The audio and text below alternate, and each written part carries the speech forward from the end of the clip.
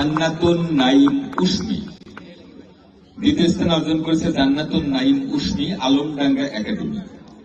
গ গ্রুপে কবিতা আবৃত্তিতে প্রথম স্থান অর্জন করেছে সাফিয়া লাবণ্য আলমডাঙ্গা একাডেমি। সাফিয়া লাবণ্যকে আসার জন্য অনুরোধ জানাচ্ছি। কবিতা আবৃত্তিতে ঘ গ্রুপে তৃতীয় স্থান অর্জন করেছে হুমায়রা শারমিলা আলমডাঙ্গা একাডেমি। হুমায়রা শারমিলাকে আসার জন্য অনুরোধ জানাচ্ছি। হুমায়রা শারমিলা কলেজ।